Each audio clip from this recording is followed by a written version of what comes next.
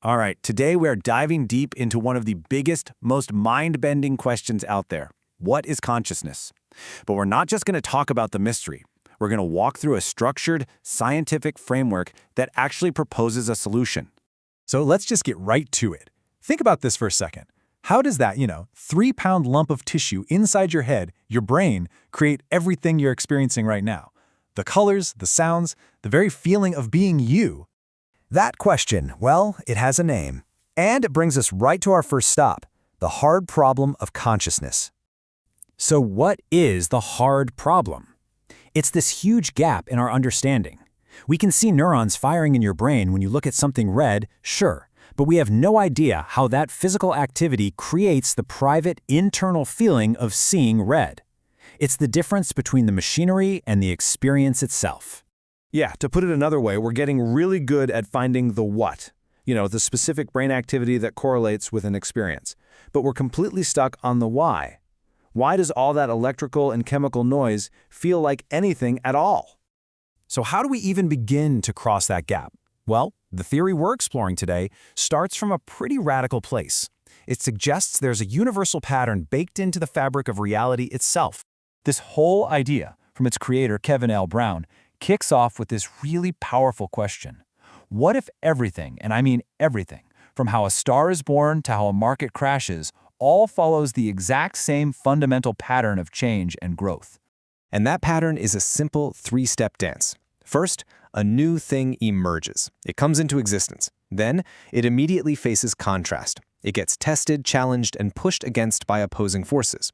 And finally, if it survives, it hits a stage of integration, where all those warring elements combine into something new, something more complex.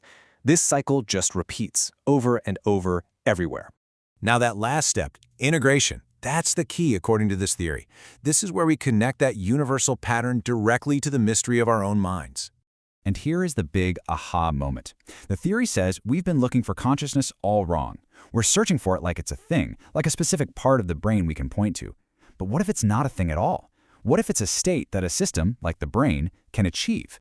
See, a complex system like our brain can be in a few different phases. There's a base phase, which is just a lot of random, disconnected activity. Then there's a processing phase, where different parts start to chat with each other. But then there's the integration phase. This is when the entire system syncs up and starts acting like one unified, coordinated whole. The theory's big claim? That state of global synchronization is consciousness. Okay, so if consciousness is a measurable state, that raises a pretty obvious question, right? How do you measure it? Well, the theory says you can, and it all comes down to a specific equation. Now, I know this looks a little scary, but let's just break it down. It's actually pretty intuitive.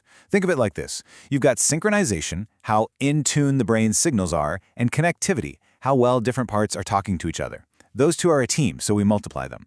Then you've got entropy, which is just a fancy word for randomness or chaos. And chaos, well, chaos works against integration, so we divide by it.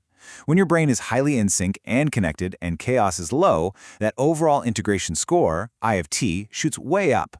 And here's the punchline. The theory claims that when that integration index number gets high enough to cross a certain line, a critical threshold, awareness just switches on. It's not a dimmer switch, it's a light switch. It's a sudden phase transition, kind of like the exact moment water clicks over and becomes ice. Okay, that's a massive claim. And in science, a massive claim needs a way to be tested. A good theory isn't just about being right, it's about being brave enough to be proven wrong. So let's look at how we could actually test this idea. All right, test number 1.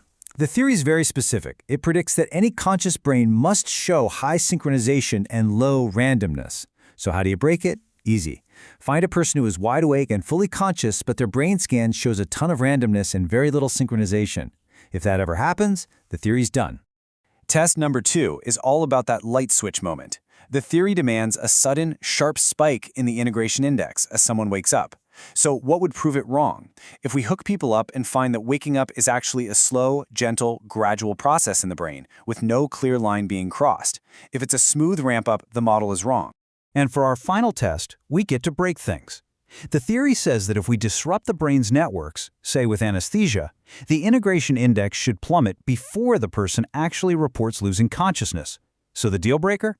If we can find someone who says they are perfectly conscious and aware, even while our instruments show their brain's integration index is flatlining near zero, that would be a direct contradiction. When you put all this together, it leaves you with a really radical and provocative thought. Could it be that the answer to one of the deepest mysteries of biology isn't really about biology at all, but about physics and mathematics?